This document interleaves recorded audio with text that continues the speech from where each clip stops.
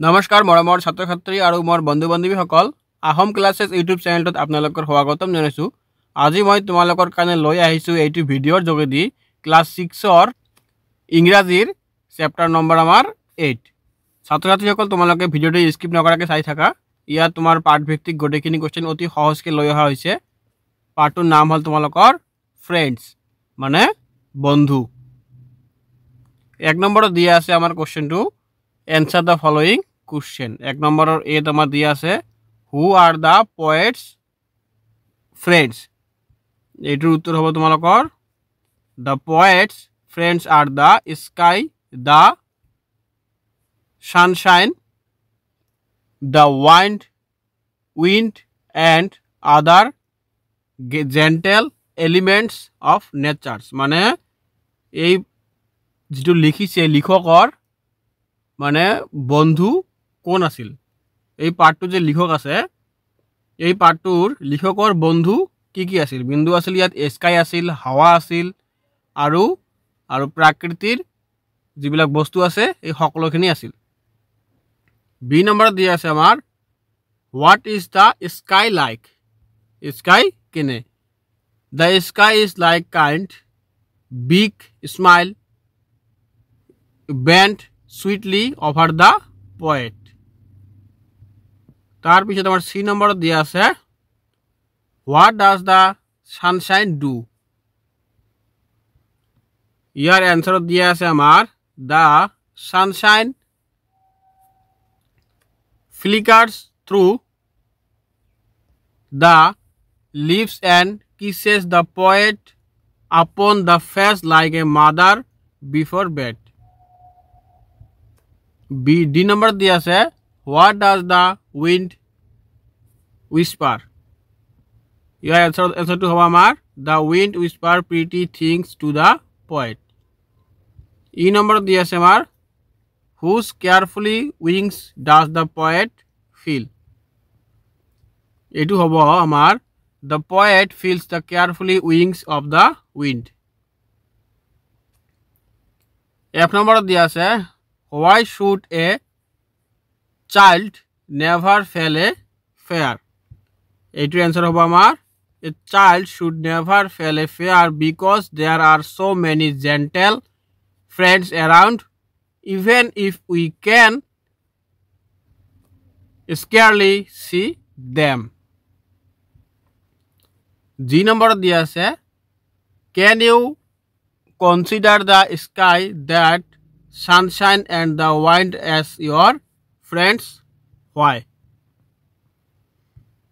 এইটো হ'ব তোমালোকৰ এনসাৰ আছে দিয়া আছে yes I can consider the sky, the sunshine and the wind as my friends because they are always around us, make us feel happy and safe। তাৰপিছত and show care in their own way। তাৰপিছত 2 number দিয়া আছে right the rhyming word from the poem of the once given বিলো। এই পয়েমত থকা rhyming ৱৰ্ডবিলাক মিলাবলৈ কৈছে। ইয়াত হোৱাইল থাকিলে ইয়াত হ'ব স্মেল, ট্ৰি থাকিলে মি, আইচ, ফেচ। তোমালোকে চাবা লাষ্টৰ দুটা ৱৰ্ড মিল আছে, দুটা কি লেটাৰ। হেড থাকিলে বেট, তাৰপিছত গ্ৰাছ থাকিলে পাছ, থিংছ থাকিলে উইংছ আৰু নেয়াৰ থাকিলে ফেয়াৰ, চি থাকিলে বি। তাৰপিছত আমাৰ 3 নম্বৰ দিয়া আছে read the following explanation of the 4 stage of the poem given below. Identify the write the instance number next to each explanation। ইয়াত explanation দিছে the wind comes secretly and whispers pretty things, the poet cannot see the wind but feels the carefully touch। এইটো হ'ব তোমালোকৰ stance 3। তাৰপিছত explanation দিছে the poet says that There are many gentle friends around us. One can hardly see them. The poet asks the child not to be afraid. Tarpisot, because where the child might be, his gentle friends will be around. এইটো হ'ব আমাৰ stance 4 আৰু explanation দিয়া আছে ইয়াত The sunshine passes through the leaves and falls upon the poet's face. The poet compares the falling of sunshine upon the face with mother kissing a child before bed. এইটো হ'ব আমাৰ stance 2 তার পিছটো দিয়া আছে The poet lies under a tree and looks at the sky through it. The sky is like a kind big smile bent sweetly over the poet. এটি হবে আমার ষ্টেন্স 1 4 নম্বর দিয়া আছে Use the ideas written in the cards to tell the summary of the poem to the class. এটো answer hobo in the poem friends a child is lying on the ground and looking through the trees. The sky above appears like a kind big smile bent sweetly over him.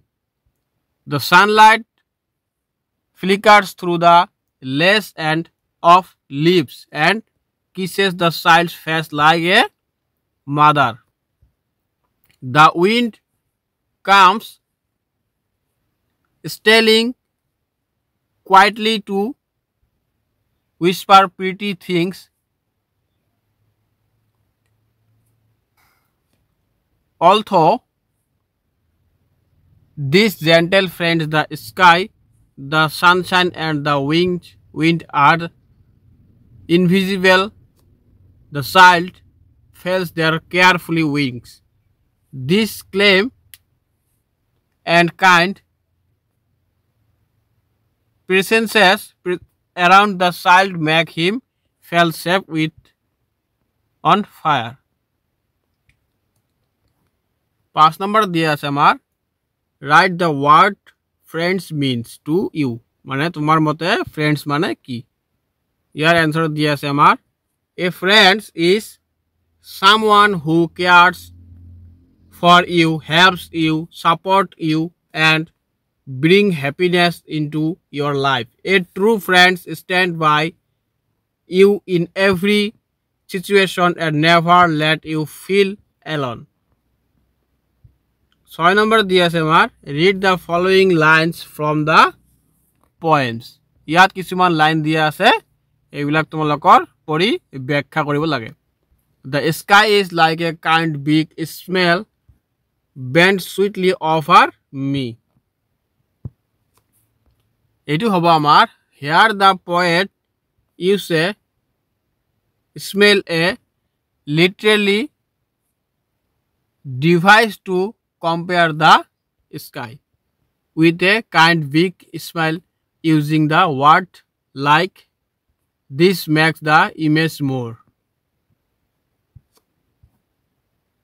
vivid and gentle, expressing how comforting the sky feels to the poet. B number দিয়া আছে find the other smile to the poem and read it down. এইটোর answer হবে আমার the other smile in the poem is and kisses me upon the face like mother before bed. ছাত্ৰছাত্ৰীসকল মই ইয়াতে তোমালোকৰ ভিডিঅ'টো শেষ কৰিলোঁ আৰু তোমালোকক যদি ভিডিঅ'টো ভাল লাগিছে আৰু মোৰ চেনেলটো তোমালোকে প্ৰথমবাৰ আহিছা তেনেহ'লে চেনেলটো সাবস্ক্ৰাইব কৰি ৰাখি দিয়া তোমালোকে এনেকুৱা ধৰণৰ ভিডিঅ' পাই থাকিবা ক্লাছ 7 অৰ 8 অৰ 9 অৰ 10 অৰ লৈকে তোমালোকে এনেকুৱা ধৰণৰ নোটছ পাই থাকিবা আৰু কি নুবুজা মোক কমেন্টত জনাই দিবা মই তোমালোকৰ কাৰণে এক্সট্ৰাকে ভিডিঅ' লৈ আহিম ধন্যবাদ